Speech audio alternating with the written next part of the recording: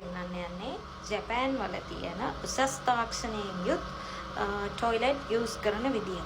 මේක ස්පෙෂල් පෙන්වන්නේ ජපාන් එන්න ඉන්න අයට සහ විසිට් වීසා එකකින් හෝ ජපාන් ට්‍රැවලින් එන ඉන්න අයට මේ වගේ අවස්ථාවකදී ඔයාලට පේනවා ඇති මේ ටොයිලට්ස් වල තියෙන ඔක්කොම ජැපනීස් වලින්. ඉංග්‍රීසි වලින් තියෙන ඒවාත් තියෙනවා. ඒ වුණාට වැඩිපුර ජැපනීස් වලින් තමයි තියෙන්නේ. ඉතින් ඒ වගේ අවස්ථාවකදී මේ වගේ ටොයිලට් එකක් යූස් කරන්නේ කොහොමද කියන එක තමයි මම ඔයාලට. ඉතින් මේක ඇත්තටම ජපානයේ ආවේනික තාක්ෂණයක් තමයි. සෙන්සර්ස් සහ රොබෝ තාක්ෂණයෙන් යොදාගෙන තමයි මේ වගේ ටොයිලට්ස් හදලා තියෙන්නේ. ඔයාලට පේනවනේ මේක තමයි ෆුල් එක. ඉතින් මම ඔයාලට එකින් එකට කියලා දෙන්නම්. මෙතන ස්ටොප් කියන kanjiය තියෙනවා ඔයාලට. මෙතනින් ඔයාලට මේකේන වතුර නවත්වන්න පුළුවන්. ඊළඟට මෙතන ඔශිරි කියලා තියෙනවා. ඔශිරි කියලා කියන්නේ ඔයාලගේ පශ්චාත් ප්‍රදේශ සේදීම සඳහා භාවිතා කරන්න ඕනි බටන් එක. මෙතන කාන්තාවකගේ රූපයක් තියෙනවා ඔයාලට පේනවා.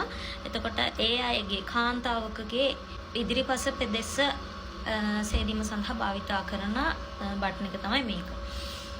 ඊළඟට ඔයාලට පේනවා මෙතන වතුරේ පවර් එක අපිට වැඩි කරන්න පුළුවන් අඩු කරන්න පුළුවන්. එහෙම මේ විදිහට වැඩි කරන්න පුළුවන් අඩු කරන්න පුළුවන්. හරිද? ඊළඟට මෙතන තියෙනවා මෙතන තියෙන මේ කෑල්ලට සර්කිට් එකක් සෙට් කරලා තියෙන්නේ යටින්. ඉතින් ඒක රත් වෙලා තියෙන්න ඕන නම් අපිට මේ බටන් එක ස්විච් එක ප්‍රෙස් කරන්න පුළුවන්. හරිද? ආයිත් මෙතන තියෙනවා ඔයු කියන්නේ උණු වතුර. දැන් සීතල කාලයට වගේ නම් ඔයු වලින් ඉතින් යූස් කරනවා. ඒනට ගොඩාක් රස්න ඉතින් අමාරුයි. ඉතින් ඒකෙත් තියෙනවා ඔයාලට වැඩි කරගන්න ප්‍රශ්නේ වැඩි කරගන්න පුළුවන් අඩු කරගන්න පුළුවන්. හරිද? මේක ප්‍රෙස් කරාම මේ විදිහට වැඩි අඩු කරගන්න පුළුවන්. හරිද? ටයිම් එක තියන්න පුළුවන්. ඊළඟට මෙතන තියෙනවා නොසල් සෝජි. නොසරු සෝජි කියලා කියන්නේ නොසල් එක පිරිසිදු කිරීම. ඒකෙත් දැනට අපි යූස් කරලා තියෙන්නේ මොනවද කියලා මේක පෙන්නනවා. ඊට පස්සේ මෙතන නොසල් කියලා කියන්නේ අපි ඒක ස්විච් එක ප්‍රෙස් කරොත් මේ විදිහට අපිට බලා ගන්න පුළුවන්.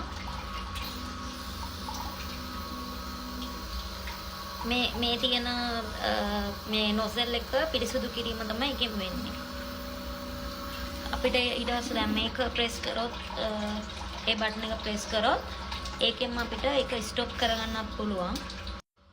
ඔයාලට පේනවා මේ බටන් ප්‍රෙස් කරාට මේකේ වැඩ කරන්නේ නැහැ. හේතුව මේව සෙන්සර්ස් වලින් හදලා තියෙන නිසා. ඉතින් මේකේ කවුරු හරි වාඩි වෙලා ඉන්නවා නම් මේක ප්‍රෙස් කරොත් මේක වැඩ කරනවා. ඉතින් ඒ වගේ සිස්ටම් එකකට තියෙන්නේ.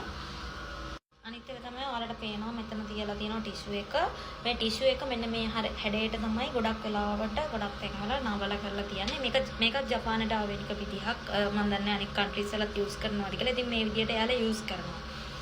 අනිත් එක තමයි මේ ටිෂු එකෙන් අපිට කැලක් කඩලා අරගෙන මෙන්න මේ කියලා තියෙන විදිහට අපිට පුළුවන් මේකේ තියෙනවා සැනිටයිසර් වගේ ඒක පුෂ් කරලා ඒකෙන් ටිෂු එක අරන් මෙන්න මේ ප්‍රදේශය පිහදලා තව කෙනෙක් එනවා නම් ඒ කෙනාට පිරිසිදුව තියෙන අපිට ඒ දේ කරලා තියන්න පුළුවන්. ඉතින් ওই විදිහට යූස් කරන්න මේ වීඩියෝ එක කරන්නේ දන්නේ නැති අය වෙනුවෙන් පමණයි. දන්න අය තව මේකට ඇඩ් කරන්න දේවල් තියෙනවා නම් කමෙන්ට් එකක් විදියට දාගෙන යන්න. මම හිතනවා ඒක තමයි ඔයාලගේ උගත්කම කියලා.